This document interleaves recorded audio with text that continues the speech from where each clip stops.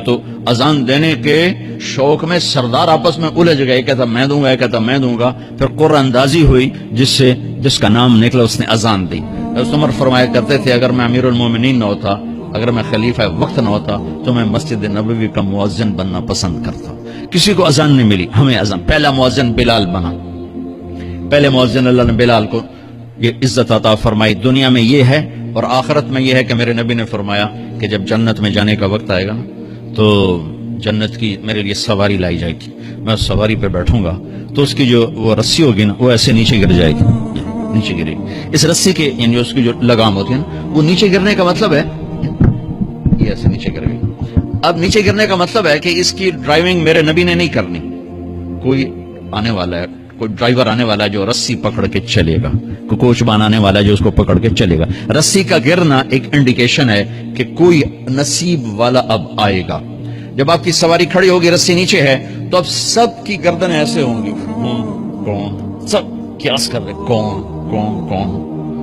اللہ کی طرف سے اعلان ہوگا بلال کو بلایا جائے، بلال بلال، تو بلال آپ کی سواری کی لگام پکڑیں گے اور آپ نے فرمایا کہ سب سے پہلے میں جنت میں جاؤں گا اور بلال میرے ساتھ ہوگا، میری سواری کی لگام پکڑے ہو جائے گا۔ تو ہمیں اذان ملی، کسی امت کو اذان نہیں ملی۔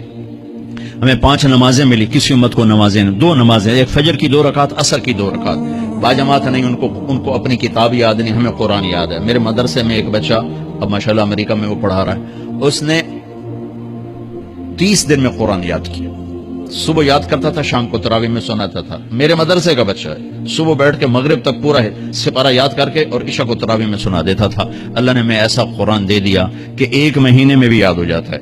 3 دن میں بھی ایک بزرگ نے یاد کیا، 3 دن میں قرآن یاد کیا۔ اللہ نے ہمیں قرآن کی دولت عطا فرمائی، پڑھنے کے لیے 5 نمازیں عطا فرمائی، تہجد کی نماز عطا فرمائی، اوابین کی نماز دی، اشراق کی نماز دی، چاشت کی نماز دی، نماز کے کتنے دروازے کھول دیے۔ اور میرے نبی کی آخری نصیحت تھی میری امت نماز نہ چھوڑنا، نماز نہ چھوڑنا، نماز نہ چھوڑنا۔ اور اس 14 صدی میں کوئی موقع ہے نماز چھوڑنے کا تو وہ میرے نبی کے نواسے کی کربلا کا ہے کہ جب ظلم بھی انتہا پر تھا اور مظلوم بھی اپنی آخری حدوں پر تھا، اور کائنات نے نہ ایسا ظلم دیکھا، نہ ایسے مظلوم دیکھے، نہ ایسی پاکیزہ ہستیاں دیکھی، نہ ایسے درندے دیکھے۔ تو سورج ڈھلا، نماز کا وقت ہوا ہے، تو آپ نے سبحان اللہ، آپ نے زہیر سے فرمایا کہ شمر سے کہو نماز پڑھنے دے، نماز پڑھنی ہے، امت کو پیغام دینا ہے کہ یہ کسی حال میں چھوڑنے کا کام نہیں ہے۔ تو انہوں نے آگے بڑھ کے شمر سے کہا نماز پڑھنے دو، انہوں نے کہا نہیں نماز نہیں پڑھنے دیں گے، ہماری تلوار چلے گی۔ انہوں نے واپس آ کر کہا جی وہ کہہ رہے ہیں ہم جنگ نہیں روکیں گے، تلوار چلے گی۔